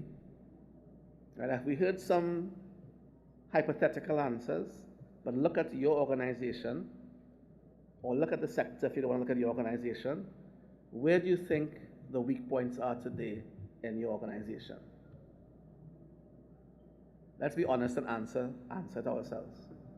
What is the weak point? So we put aside the us, right? Let's put that aside. We've discussed that. So besides all of us, the employees, what else is seen as the weak point in the organization? Remember, if you have to speak, you have to raise your hand so I can get the mic to you. Because I don't think there's still no mics at every table. Not sure what's happening. No one?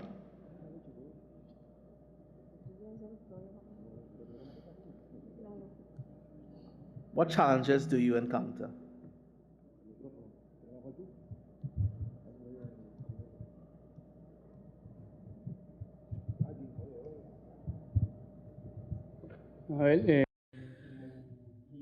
As vulnerabilities, you might consider, for instance, problems with the informatic teams. It's one of the main vulnerabilities we have of the existence of informatic techniques. We can also speak about the methods we use are also vulnerable. The gigabytes are vulnerable things. People use them, but are vulnerable depending on the use people are given to them. For instance, people use the briefing of documents. You are putting those documents, saving the documents in the gigas. But in Cuba, for instance, that platform, the ones we use are platforms which servers are based in the United States, so that might be used in the United States for any purposes, because it's an information that can be used. So you place that, you save that information, but you're given the possibility to be used. So you're saying the weakest point for you is where the location, the data, where it's located. We call that data sovereignty. Is that correct? Where the data is located? Yes? Would you say that's the weakest point? Okay, so data sovereignty. Carlos, is there a reason why there are not mics on every table? That was the request you had made. Thanks. A lo que yo he entendido. According to my understanding, the weakest point here, as we said before, and you also commented on that, is on the training that people receive, because all the processes are contained in documents, all procedures are contained in documents, but the people, the human beings working in each of positions or processes in those specific moments, in the person has not necessary training, adequate training, they don't know what to do. That's a vulnerable point I see. That is my personal opinion on this. That's the biggest problems I see. Right, so that's linked to the employees, but it's the actual training you see as the major piece, the lack of training of everyone. Yeah. So if you were to, let me could stay there. If you were to propose what to do, what would you propose? Bueno, lo primero sería. First thing might be to identify which might be the most critical areas, just to start with something, and then in those critical areas, which are all important, of course, but in the critical areas, after identifying what we want to protect, we have to train the personnel, the staff, the workers, the employees who are supposed to be working in those specific positions. I believe everything is related to the training and all the way we train the personnel. For instance, in my area, if I'm supposed to be developing a software, first I need to know, or I need to have some training, some knowledge to be able to develop a software. For instance, in the entity I work on, each of the employees in their places of work needed to be trained so they can face the different situations that might appear, or difficulties or challenges. And if they are not properly trained, as I said before, all vulnerabilities might appear. And that, of course, bring about all these cybersecurity problems. Okay, thank you. So that's good. So we have training in specific areas, data sovereignty. Anything else? Any other areas that you think are really important for your organization or for the sector as a whole? Okay, so let's note that. So whoever's listening, decision makers, You heard from your team the two areas that you think are very weak links, and it sounds like your IT team is telling you that, so I would listen to them. Because again, if you come to you for funding, they're coming saying, we think this is a real problem, and this is dangerous, so let's keep that in mind. All right? So we'll go to break in about 10 minutes, but let me run through quickly this. I don't think this is going to be as useful as it can be for those who don't know what this is, right? So I'm going to just run through it quickly. So for the people, the IT team will know this, they will know this inside out. So this is really boring for them. And explaining this to you in 10 minutes would not make sense. So I'll just sort of highlight what it is, and we'll continue moving on, okay? So malware, which is the core of this session, it is what it sounds like. It is really software that is done for bad purposes. I want to make it sound very simple, right? So as you can read on the screen, it's really to create malicious code that goes into your software and does things that it should not do, right? So malware, right? That's one that's a group of software or firmware. And then ransomware, which is the one that you keep hearing about, is a type of malware, it's malicious, it's intentionally bad, that you heard about it in the video. It holds a victim's data, right? Meaning the victim is you, in this case, the business, or it could be an individual. And it sort of, so ransomware works in a very interesting way. It's entirely possible that you could have ransomware in your system right now, right today, and you don't know it. It's sort of like a time bomb. So if at some point someone in your organization opened up an email, a phishing attack, and it deployed the malicious code into your environment, very good ransomware, you will not know it's there. It will just be sitting there waiting for it to be switched on, all right? Once it's switched on, it tends to do it does several things and does it very well. And it works in an interesting way, especially now. It tends to go after your backups first, right? So where are your backups located? Those are the questions, kind of like what my colleague was asking. Are your backups located on site, off site, on physical devices, or in the cloud? It tends to try to find your backups first. Yeah? I need a mic to hear what he's going to say.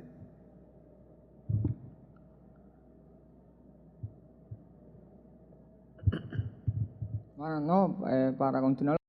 Just to continue talking about the backup, virtual computers and the places where we storage information is not, it's in a system which is in the node, in an external disk, external to the node, to have double backup, an internal one and an external one, just in case something happens with the internal backup. Those are the policies we have just to storage, to save our information, both in the virtual equipment and outside those equipment as well.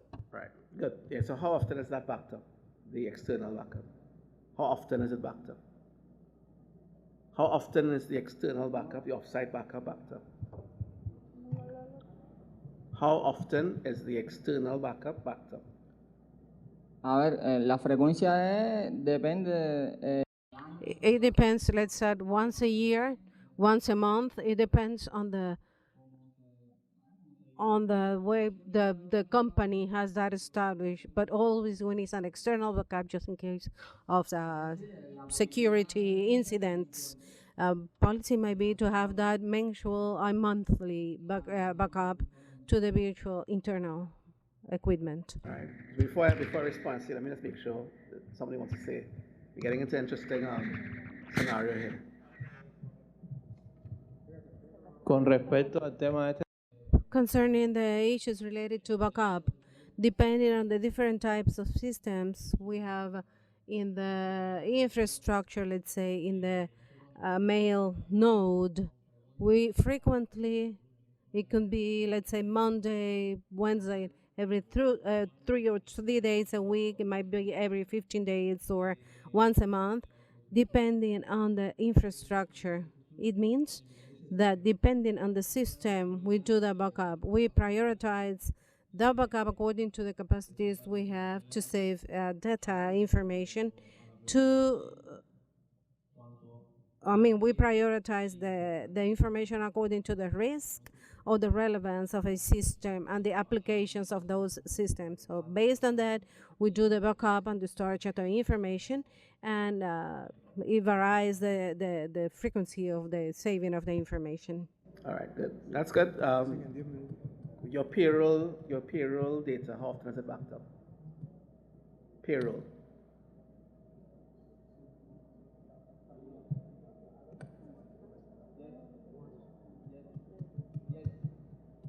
How often? How often? Payroll.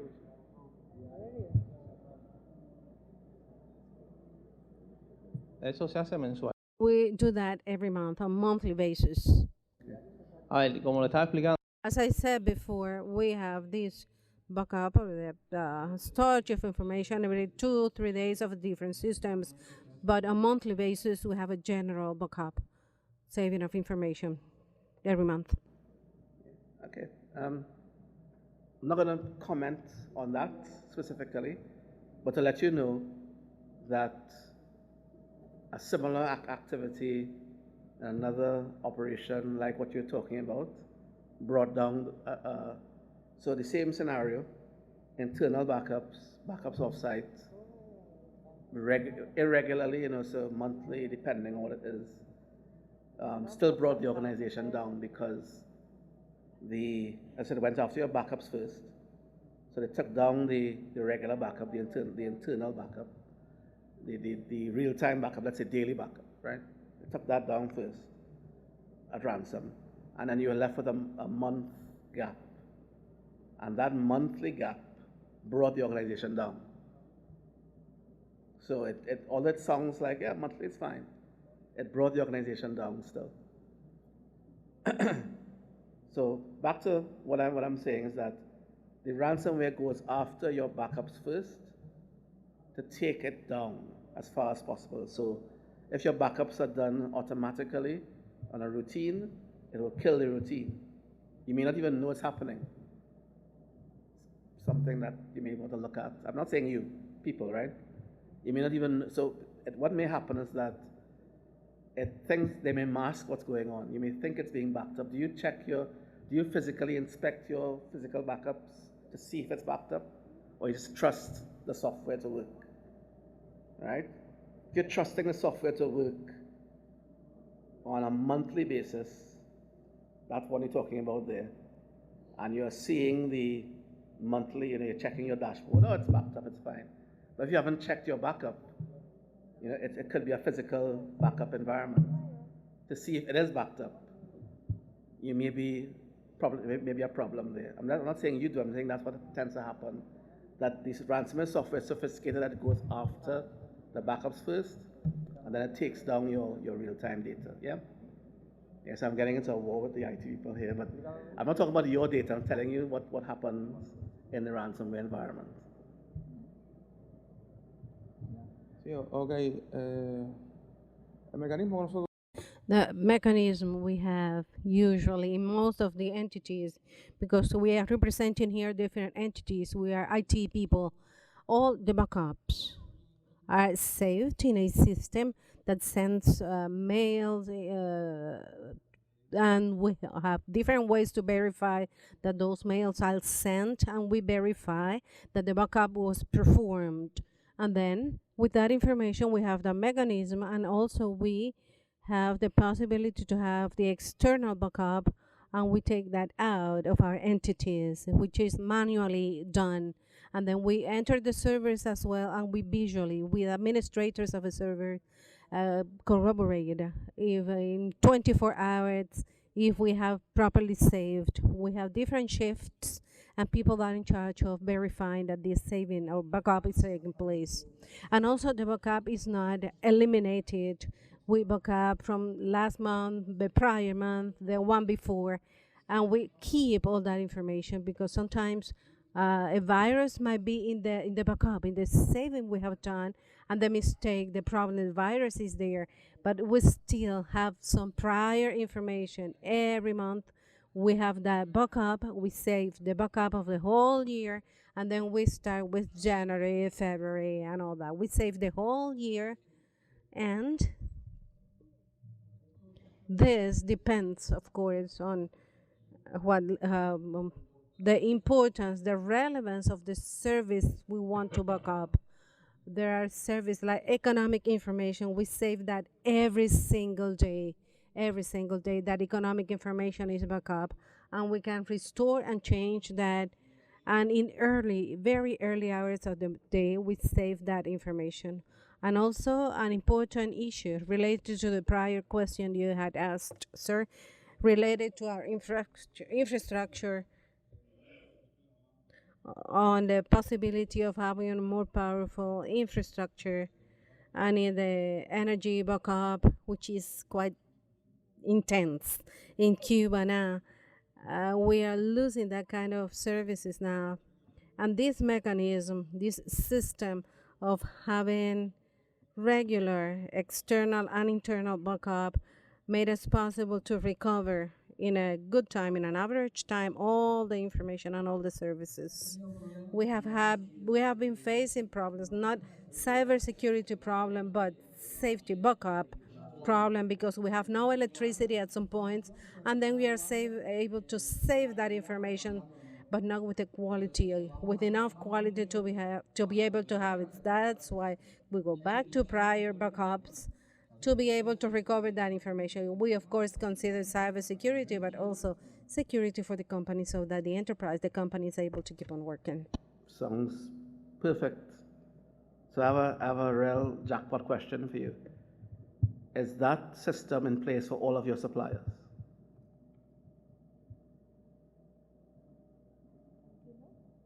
Is that system, you just call the system where you comprehensive because of the power outages, etc., classification of data, risk levels, you have on-site, on-premise, off-site, manual, the whole thing, probably documented well. I would still say, as someone told us in a session, back up your backup of the backup. So do a third backup, like a legacy backup, but sounds like you have it covered, put it in a vault somewhere, and once it's not, fully, you have to be, fully air-gapped from your network completely. Assuming you've done all of that, have your suppliers also done that as well with your data? And if so, if not, what policies do you have in place to ensure that your suppliers have also replicated your entire strategy that you just mentioned to us? Not saying you have to answer the question now, just think about it. If it's the same whenever across the board, thumbs up, your best practice. If not to answer here, think about it. And think about calling in your suppliers and probably teaching them what you are doing about backups, because it affects them as well. They're also affected by the energy outages, etc. And ensure that they also have a similar strategy, because if ransomware attacks them, your data that you're sharing with them can be taken down, and then that affects, you could be good, but then something else could go wrong. You see what I'm saying? SolarWinds. Bueno, en el caso de nosotros, specifically us, we have Cuba, in Correos de Cuba, this is the entity we represent here in the Postal Technological Center, and we are the suppliers of services. We have the node, we are the developers, so we are the ones taking care of that information related to all the systems and the infrastructure of postal services in Cuba. So we are the suppliers of all the for all the companies of postal services in Cuba, including the business groups. We have all these policies that we are speaking about, and according to your question, we are the suppliers in this case. So we have covered, though we cannot be so trusty, we have some security measures and actions for our clients, for our customers. So we are the suppliers in this case. Right, yeah, so not here to analyze your processes, just I'm putting it out there. Think about it. Understand what your process is, your supply chain, and is this process in place across your supply chain? Ok, yo quiero entender en lo que usted se refiere. My understanding, in your words, is that we are the ones using the backups. Usually, what happens, we, according to the policy we have in the country, we use free software in everything that is possible to be using free software. Because of the limitations of the blockade, there are many softwares that can be used to in repositories, and also to have some things which are related to technological issues in our company. Concerning the suppliers of a more complete system with international payment, is not possible for us, so we use some other alternatives. We are the ones solving the problems that might emerge. That's why I'm telling Leo, the director, the head of the development department, says we are our own suppliers. And just in case we have some products which are not free, totally free, we use patches, cables, and all that. En nuestra situación. Okay, just as I said, think about it. Think about the entire chain. All right, I'll deal with this in a separate session, but you'll see what I'm saying. When you may not, and you may not, you're talking about the technology, you may not be seeing the entire supply chain. Like, do you make boxes, packages, couriers? Do you make the packages? No? Okay. Think about it. Just think about the chain and who's in your supply chain. And are they also doing the same thing that you are doing? Yeah? All right, so let's take a break with that in mind, coffee break. I hope that was enough time, right? I told you, I gave notice. I gave you notice before. So I guess it's not ready yet. Yeah, coffee break, yeah? It's ready. Yes, coffee break, yes. Thank you very much, and please do come back. I hope I bring you back for some more exciting cybersecurity information.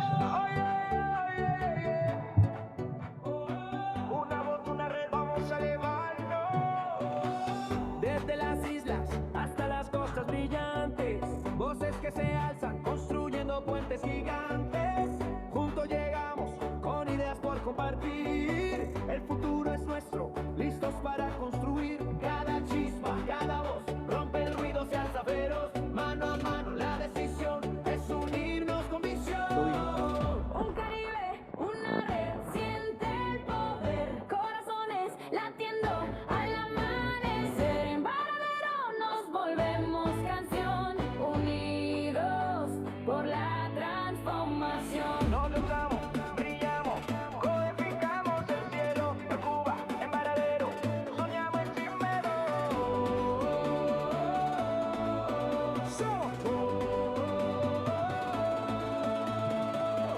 Hoy ahora ve guarde.